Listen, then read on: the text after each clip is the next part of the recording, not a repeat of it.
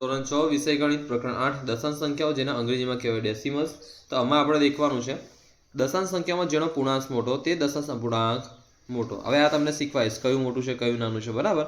જે દશાંશ સંખ્યામાં પૂર્ણાંક સરખો હોય, જેમ કે અહીં દેખો 0.3 0.4 તે દશાંશ સંખ્યાઓમાં દશાંશ ચિહ્ન પછીનો પહેલો અંક, એટલે આ દશાંશ ચિહ્ન પછીનો પહેલો અંક એટલે કે દશાંશનો અંક મોટો હોય, જેમ કે આમાં 3 મોટું કે 4 મોટું છે 4, તો તે દશાંશ અપૂર્ણાંક મોટો। જે દશાંશ અપૂર્ણાંકનો પૂર્ણાંક સરખો હોય તથા દશાંશનો અંક સરખો હોય તો શતાંશનો અંક મીન્સ કે આની આગળનો, જો અહીં પણ 0 છે અહીં પણ 0 છે તો તેની આગળનો એ સાતરો નહીં બગડો, તો શતાંશનો અંક મોટો હોય તે દશાંશ અપૂર્ણાંક મોટો આમ આગળ વિચારી શકાય। હવે આ ધ્યાન આપો, આપણે આ કરવાનું છે। જો કઈ સંખ્યા સાથે 8.1 ચાલુ થઈ ગયું છે, કઈ સંખ્યા મોટી છે 0.3 કે 0.4, કઈ છે 0.4, ડાયરેક્ટ જ કરવાનું છે ને, હેલું જ છે। 0.07 કે 0.02 તો કે 0.07, 3 કે 0.8 3 છે ને, અહીં પોઈન્ટ આ પોઈન્ટ અહીં 0 છે પછી પોઈન્ટ છે પણ અહીં તો એકલું તગડું જ છે। 0.5 કે 0.05 0.5, જો પહેલા આપણે 0 દેખવાનું તો અહીં 0 0 સરખા છે ને। હવે જો તો 0 સરખા ને તો પોઈન્ટ પછી આગળ જવાનું, તો કે અહીં પાંચરો છે ને અહીં શું છે 0 છે એટલે પાંચરો મોટો, તો કે સમજ પડી ગઈ ને, આમાં આ પાંચ આ મોટું થશે। 1.23 કે 1.2 1.23 કે 1.2 બોલો 1.23, કેમ કે અહીં દેખો 1.23 ની વાત કરું તો અહીં બગડો છે, અહીં એકડો છે અહીં એકડો છે, પોઈન્ટ પછી અહીં બગડો છે અહીં બગડો છે, હવે અહીં તગડો છે અહીં તો કશું છે નથી એટલે 0 હશે, સિમ્પલ હશે 1.23। 0.099 કે 0.19 0.099 કે 0.19 તો કયું આવશે 0.19, કેમ તો કે દેખો અહીં 0 પછી સાદી ભાષામાં વાત કરતા 0 પછી શું છે આગળ 0 છે, પોઈન્ટ પછી શું છે 0 છે, જરા પોઈન્ટ પછી શું છે એકડો છે, એટલે આ સમજ પડે છે ને શું કહેવા માંગુ છું। હેલું છે, કઈ અઘરું છે આમાં, કશું અઘરું નથી। 1.5 કે 1.50 1.5 કે 1.50 1.5 કે 1.50 બકા બંને સરખા જ છે, બંને શું છે સરખા જ છે, સમાન જ છે હે ને। 1.431 કે 1.491 491, કેમ તો કે દેખો અહીં 1 છે અહીં 1 છે પછી અહીં 4 છે અહીં 4 છે, હવે અહીં 3 છે અહીં કેટલા છે 9 છે એટલે આ જીતી ગયું, તો 1.491 490। 3.3 કે 3.300 3.3 કે 3.300 બંને સરખું જ છે, બંને સરખું જ છે, કેમ કે આની પછી બી કઈ નહીં તો 0 0 આવશે ના, તો ઓલરેડી છે।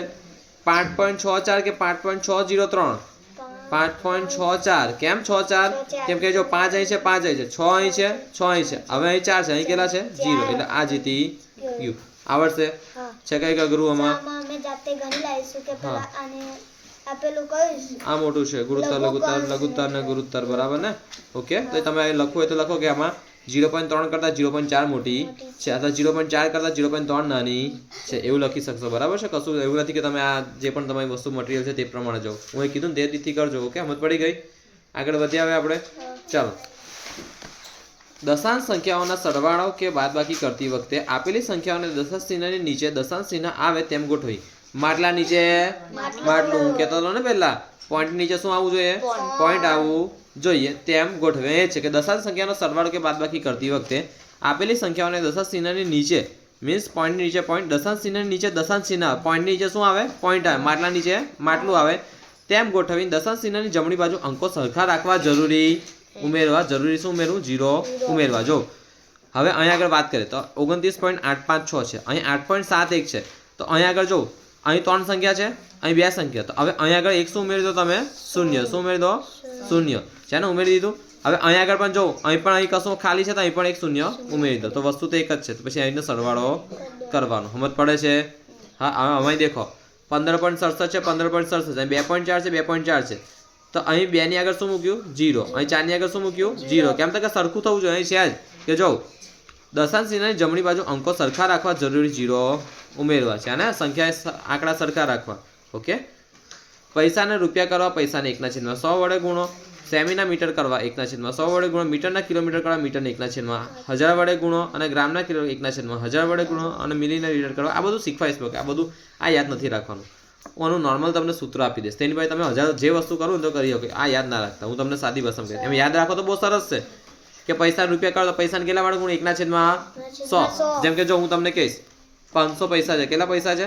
500 પૈસા. હવે આને તમે રૂપિયા કરો તો 1/100 વડે ગુણવાનું. 1/100 તો શું ગયું? શું ગયું? કેટલા રૂપિયા? 5 રૂપિયા. સેમીના મીટર કરો 1/100, મીટરના કિલોમીટર કરો 1/1000 વડે ગુણો, ગ્રામના કિલોગ્રામ તો કે 1/1000 વડે ગુણો, મિલીના લીટર તો કે 1/1000 વડે ગુણો. યાદ રાખવું હોય તો રાખી શકો છો. સમજ પડે છે શું કહેવા માંગુ છું? હા.